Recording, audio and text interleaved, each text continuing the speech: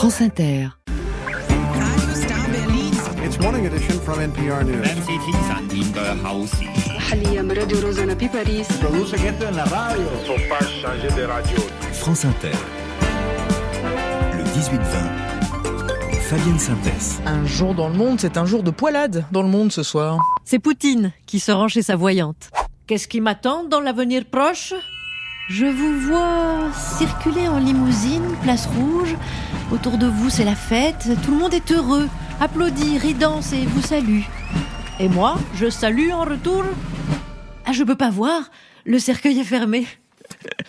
On embrasse Charline et qui nous a donné sa voix pour cette blague et piqué dans la revue Cometa. Bonsoir Léna Mauger. Bonsoir. Merci d'être avec nous. Vous êtes la rédactrice en chef et fondatrice de cette revue Cometa qu'on aime bien défendre ici dans un jour dans le monde, et particulièrement ce numéro de janvier qui semblait faire vraiment, qui semblait être fait pour nous.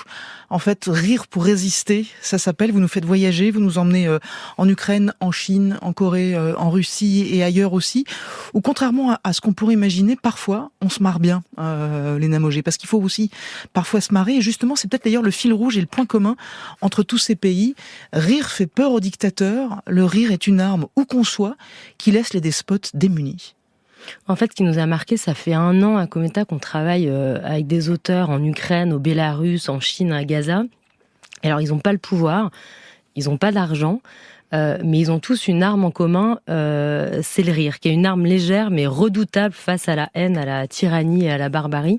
Et en fait, on a fait un peu ce tour du monde, disons des blagues à travers des photos, des textes ou des regards de chercheurs. Et il faut dire qu'on rigole bien, même sous les bombes. Et ce qui est assez marrant d'ailleurs, c'est ce que vous me disiez, c'est que certaines blagues peuvent être en plus très internationales, circuler dans le monde entier. Il suffit parfois de changer un nom et ça marche pareil, qu'on soit à Minsk, à Kiev ou même à Pyongyang.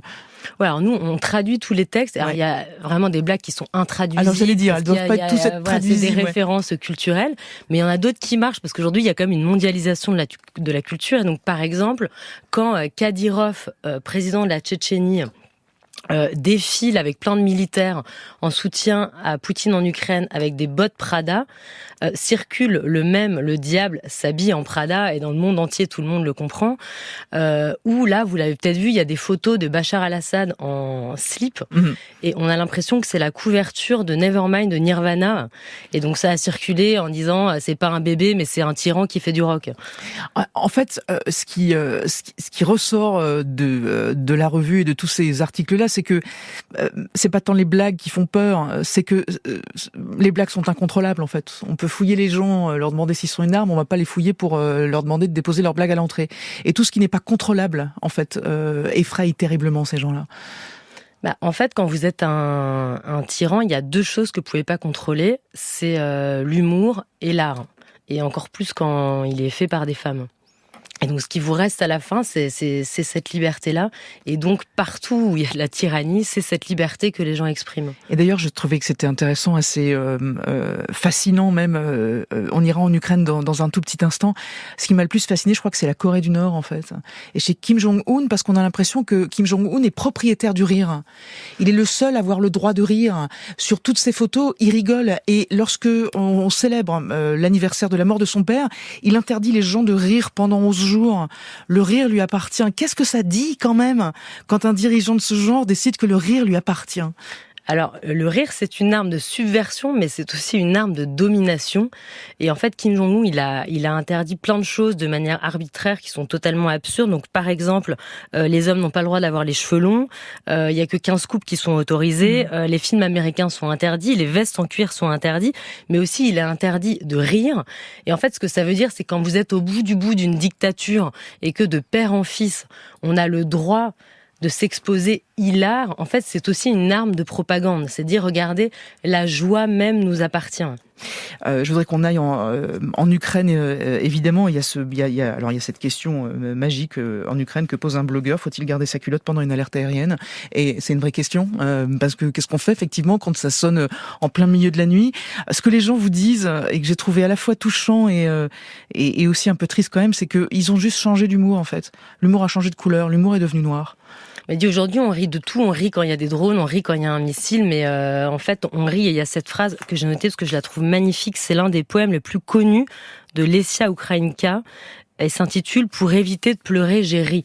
Et en fait l'humour en Ukraine c'est ça. Alors il y en a quand même il faut avouer qu'ils sont très très marrants. C'est comme ce panneau dans la forêt. Ça, je sais pas si vous l'avez lu. C'est écrit en ukrainien danger mine et la traduction en russe c'est bienvenue. J'ai lu ça aussi. J'ai vu aussi cette blague que j'ai trouvée tellement cynique et en même temps tellement drôle. C'est un soldat qui est au front sur un point chaud en première ligne. Il n'y a pas de connexion et sa femme n'a plus de message depuis 2 semaines. Et du coup, une copine lui demande alors ton mari toujours rien ? Non, toujours rien. Je soupçonne qu'il a une maîtresse. Et c'est tellement noir et en même temps c'est tellement drôle. Je vois Frédéric Sess qui ricane dans son coin de ce côté-là, mais et tout en échangeant évidemment sur les réseaux. Après, ce qui change tout, évidemment, c'est le canal. Évidemment, Léna Mogé, aujourd'hui, c'est tellement simple aussi d'envoyer d'un coup de WhatsApp, d'un coup de YouTube, d'un coup de tweet, quelque chose qui redonnera du baume au cœur des gens dans ces pays-là. En fait, il y a toujours eu de l'humour sous les dictatures. Enfin, même sous Staline, il y avait un nom pour les prisonniers blagueurs. Ça s'appelait les anecdotes chics. Et donc, il y a cette blague qui circulait, c'est un juste qui se tord de rire. Un autre lui dit qu'est-ce qui t'arrive ? Mais c'est une blague que je viens d'entendre.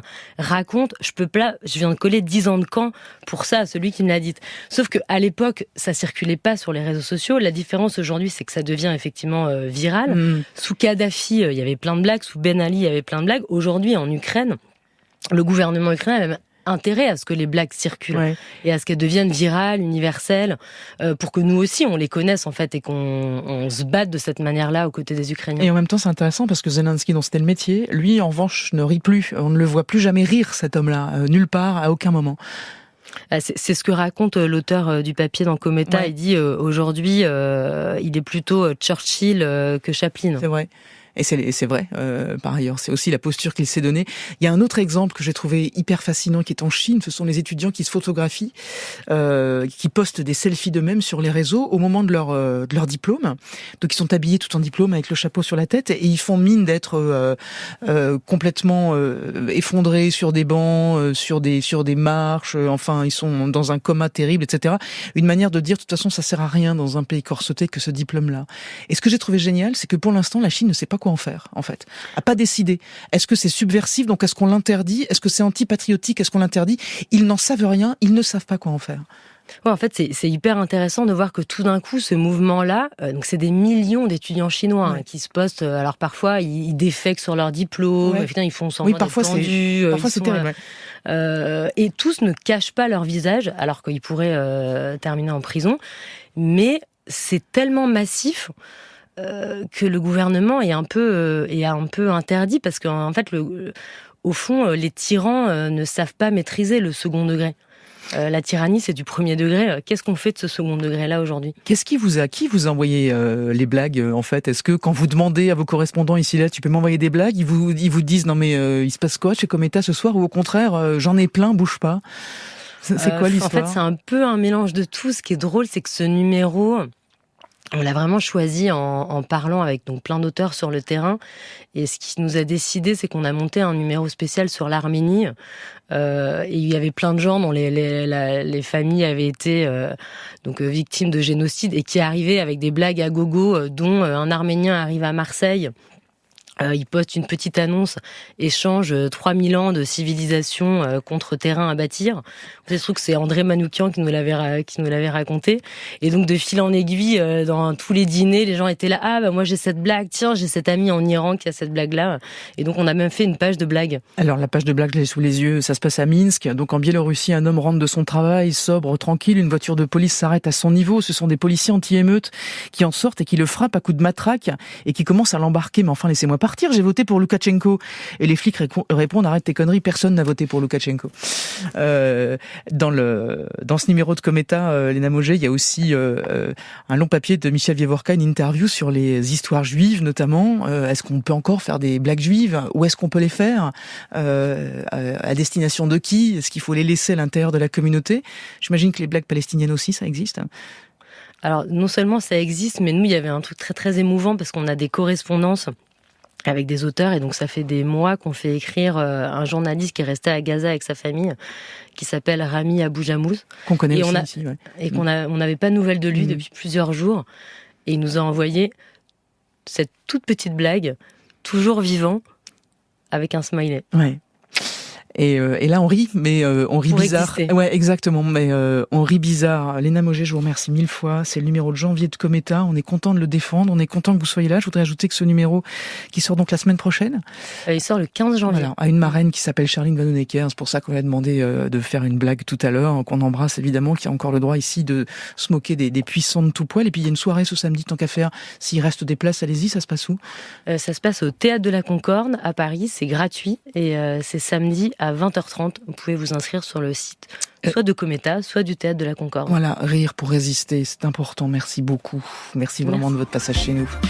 La suite ce soir, c'est le reportage d'un jour dans le monde. Ça se passe en Chine avant l'arrivée de Trump. Pour vous accompagner jusqu'à 19h, il y a aussi Le Monde à 18h50 avec Frédéric Seyss. Bonsoir. Bonsoir Fabienne. Le paradoxe, Jean-Marie Le Pen resté député européen près de 35 ans, longévité record dans une institution qu'il détestait. Et puis Hélène, nos pays des 50 États. Bonsoir Hélène. Bonsoir Fabienne, cette semaine on part à la rencontre de Bruce, vendeur de crevettes en Louisiane. Il a hâte que Donald Trump augmente les frais de douane. Allez, à tout de suite les amis, voici les Cookers. I Don't Wanna, c'est dans la playlist de France Inter.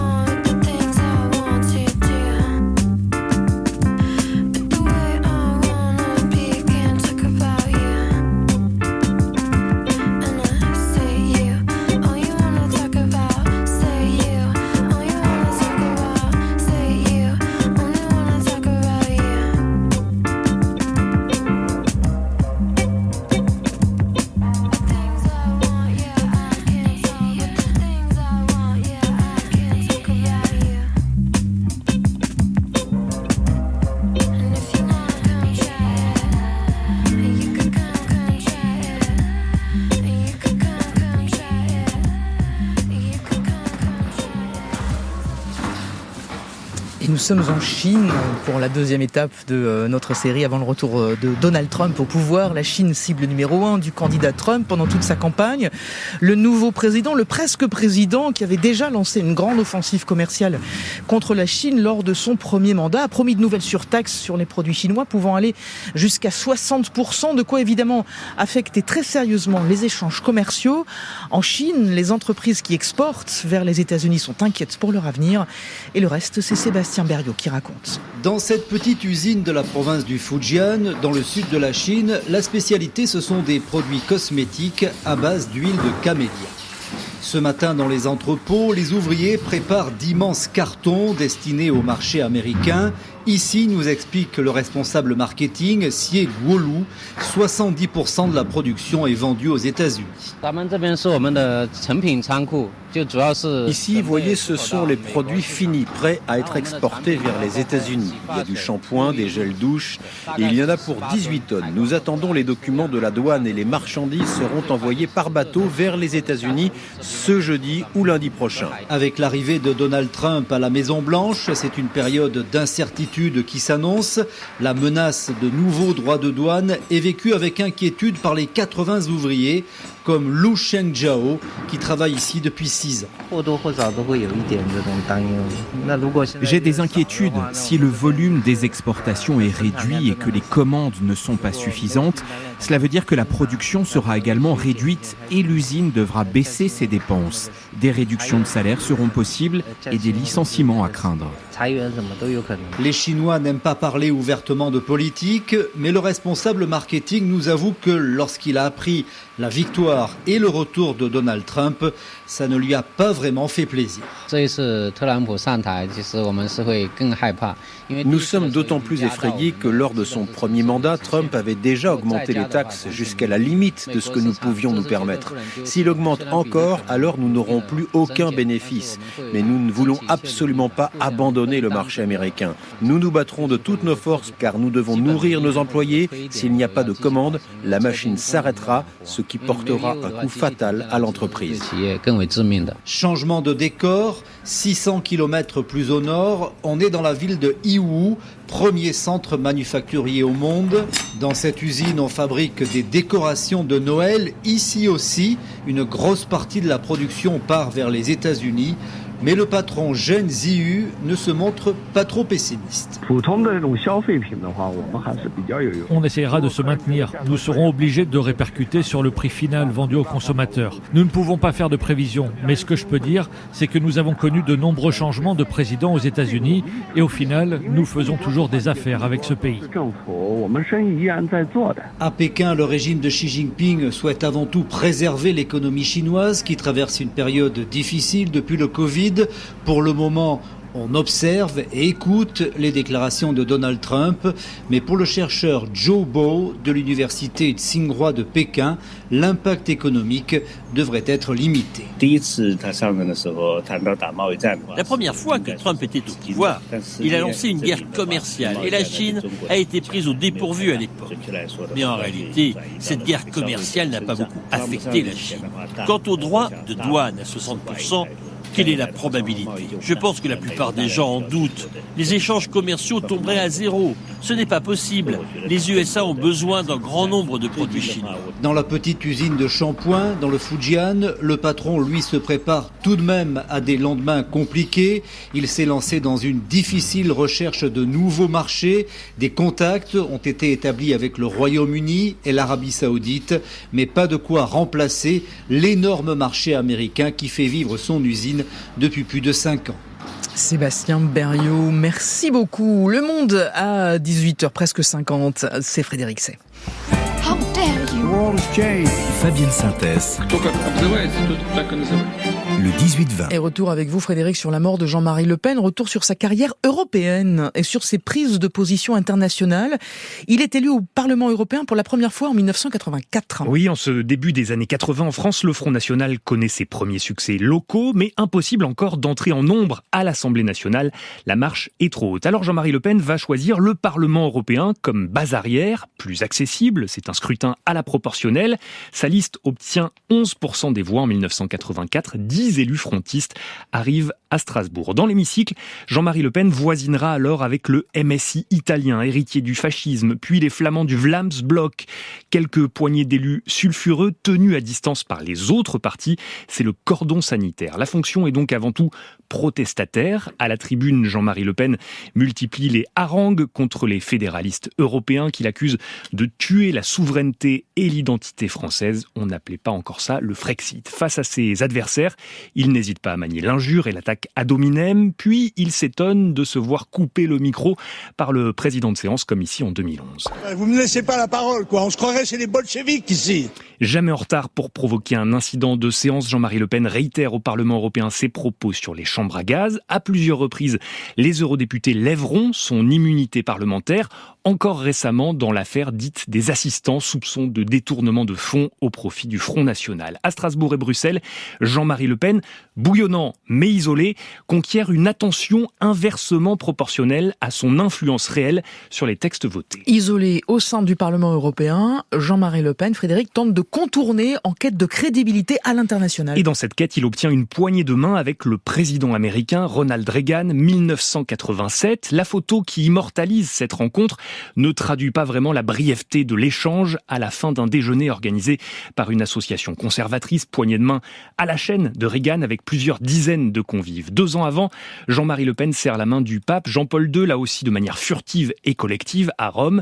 Mais au-delà de ces tentatives symboliques, le dirigeant du Front National peine à établir un réseau et une doctrine à l'étranger. Il ne parvient pas à développer ce qu'on pourrait appeler une internationale des nationalismes. Et on entendait Jean-Marie Le Pen pester contre les bolcheviks. Sa vision des relations internationales, elle est marquée par l'anticommunisme. Oui, il est élu pour la première fois dans les années 50. À l'époque, l'affrontement entre l'Est et l'Ouest, entre Moscou et Washington, écrase toutes les grilles de lecture politique.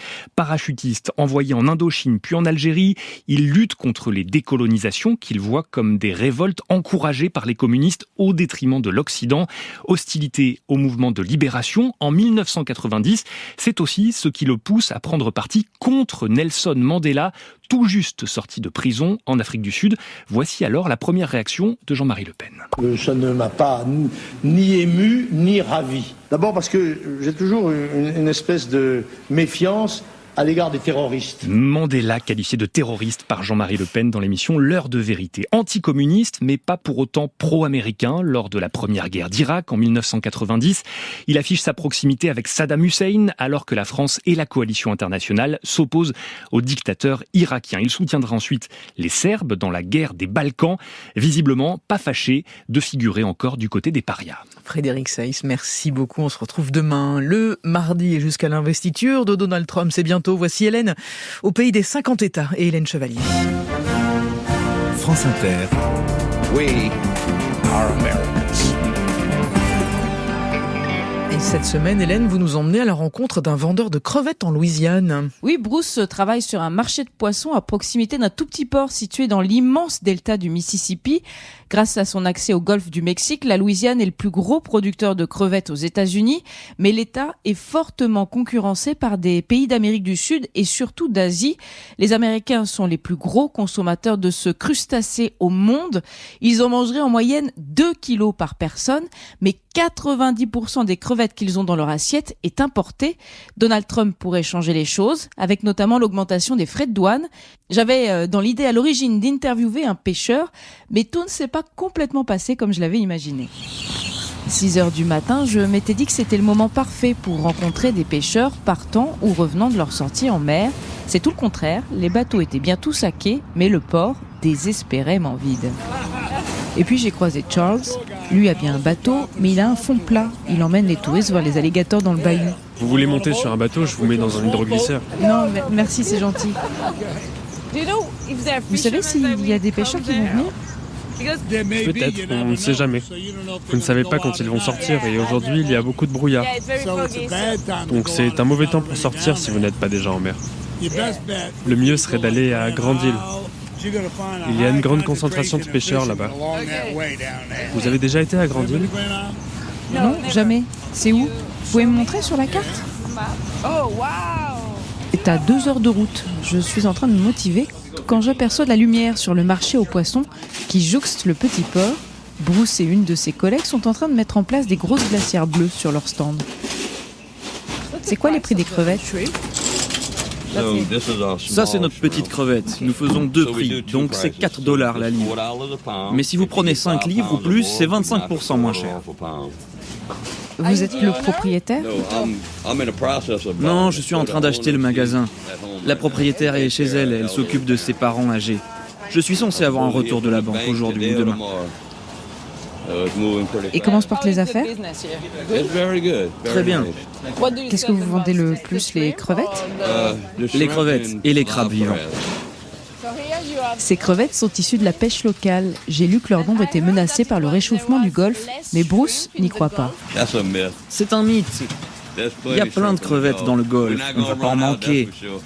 Des mesures ont été prises pour éviter la surpêche. Certaines zones sont interdites pendant plusieurs mois, m'explique-t-il. Avec toutes les crevettes que nous avons dans le golfe du Mexique, nous pouvons nourrir le monde entier. On ne va jamais en manquer. Non, pour cet ancien ouvrier du bâtiment, la menace vient plutôt de l'étranger. Ils avaient organisé un festival de crevettes. Des biologistes ont fait des tests et ils ont découvert qu'une grande partie des crevettes étaient importées et que les publicités faisaient croire qu'il s'agissait de produits frais locaux, ce qui n'était pas le cas. Cela nous a vraiment porté préjudice et à toute l'industrie.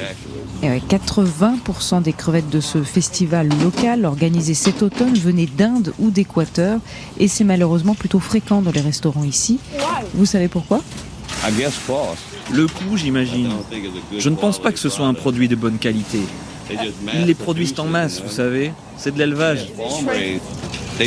Ils l'obtiennent à un prix moins cher, je suppose. Elles ne sont pas meilleures. Non, nos crevettes locales sont bien meilleures. Je ne veux pas faire de politique, mais je pense que l'administration Biden a tout gâché. Je pense juste qu'il a essayé de stopper notre industrie, donc les frais de douane vont nous aider à long terme. Vous espérez que les frais de douane aident ? Oui, absolument, absolument. Je pense que cela va aider les pêcheurs et les entreprises locales, car beaucoup de gens ici ne veulent pas de ces importations. J'attends que Trump revienne et répare tout, vous savez, que les choses reviennent à la normale. C'est tellement le bazar dans notre économie. Un client arrive, il cherche des crabes.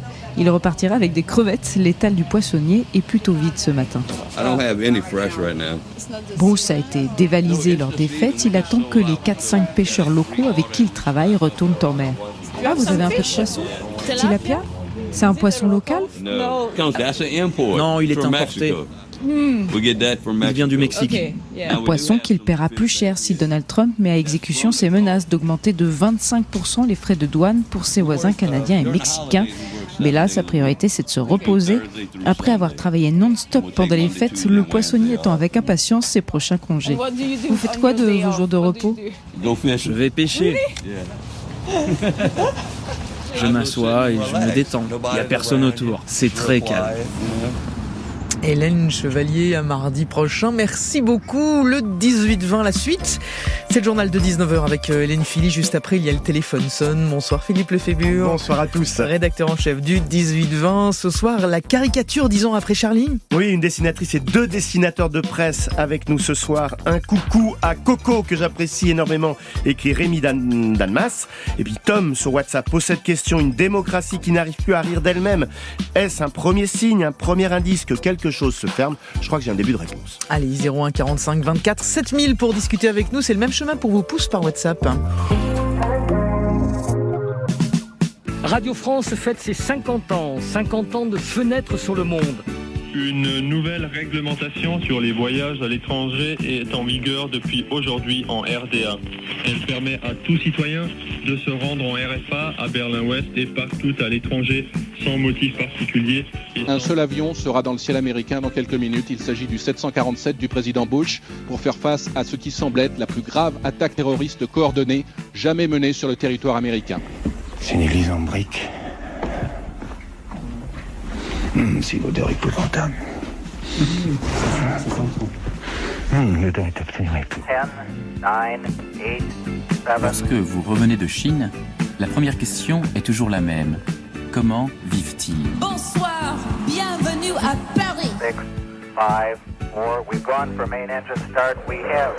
Le peuple roumain considéré pendant très longtemps comme un peuple passif, il sait se mobiliser, il sait payer sa liberté et il a gagné. On me rappelle que j'ai à taper avec le marteau. C'est un petit marteau, mais je pense qu'il peut faire de grandes choses. Nelson et Winnie, côte à côte, tout sourire et très dignes dans leur bonheur. C'est l'image que le monde entier retiendra en cette journée historique pour l'Afrique du Sud. Cela fait 50 ans que nous partageons tout cela et il nous reste tant à vivre ensemble. France Inter.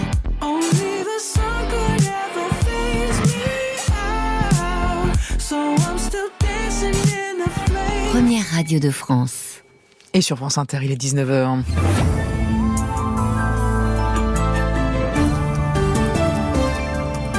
Hélène Philippe pour le journal. Bonsoir Hélène. Bonsoir. Ses convictions étaient ses détestations. Jean-Marie Le Pen est mort à 96 ans, figure de l'extrême droite, cofondateur du Front National, multicondamné, patriarche contrarié par les siens, un visionnaire pour le RN, fasciste pour la gauche. Son rôle relève maintenant du jugement de l'histoire, écrit l'Élysée. Nous y reviendrons longuement dans ce journal. Un 7 janvier, 10 ans après l'attentat contre Charlie Hebdo, commémoration aujourd'hui avec ceux de Montrouge et de l'Hypercacher. On prend le crayon avec des dessinateurs au téléphone sonne, inspirés sans doute. Aujourd'hui, l'actualité, c'est encore les hôpitaux sous pression avec l'épidémie de grippe. Donald Trump en conférence de presse surprise aux États-Unis et puis le CES de Las Vegas, salon des nouvelles technologies. Nous y sommes. France Inter. De ses 60 ans de vie politique, on retient une date. 21 avril 2002, Jean-Marie Le Pen ressuscite une extrême droite bannie